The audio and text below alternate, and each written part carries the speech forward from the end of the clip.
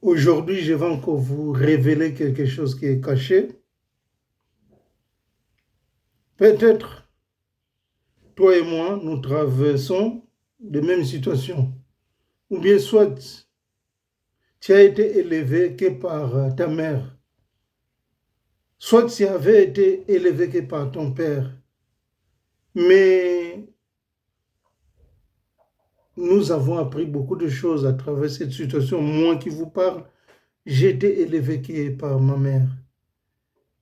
Et toute mon enfance, j'étais trop réservé.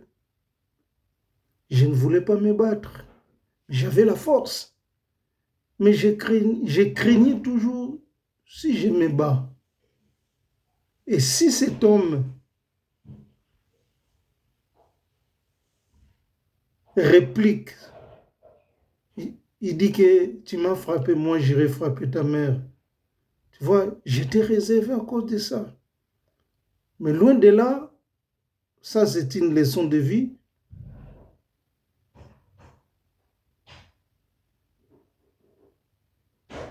Ça m'a appris à être humble, à être simple dans la vie et d'aimer les autres. Même si on me frappe, je regarde la personne et dis, que Dieu te pardonne.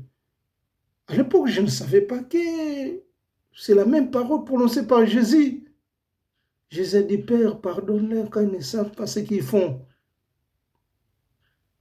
Acceptons qu'on parle les mains de nous. Même si on te frappe, on crache chez toi.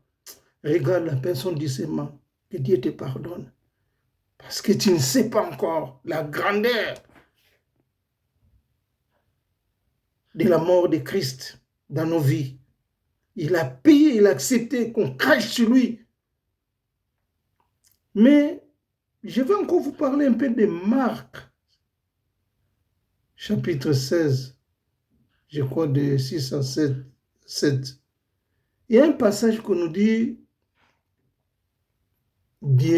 Jésus a fait des miracles. Mais dans ces miracles, il a dit, tu es guéri par ta foi. Mais Jésus ne s'est pas arrêté à ce niveau. Il a dit encore, voici les miracles qui vous accompagneront à ceux qui auront cru.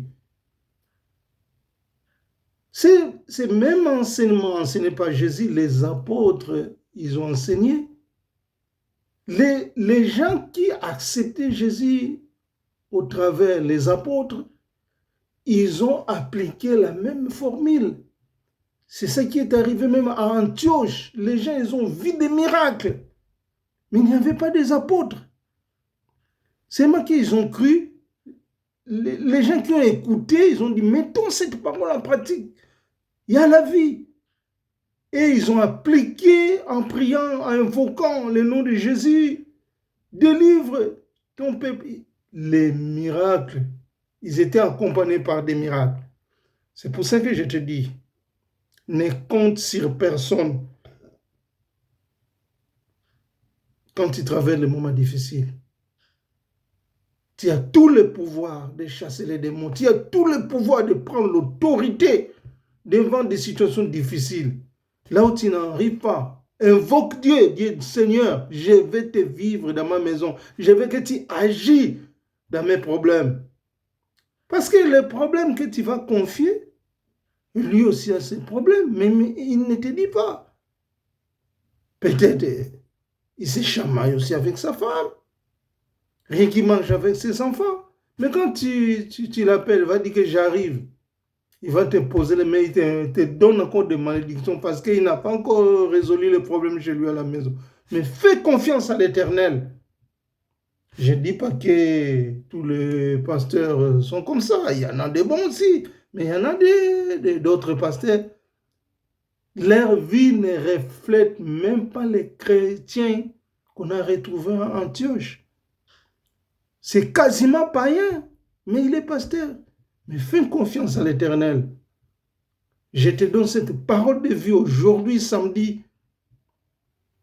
Christ est vivant. Dans tes problèmes, prie. S'il s'agit de pleurer, pleure. Si S'il s'agit de gémisser, gémisse.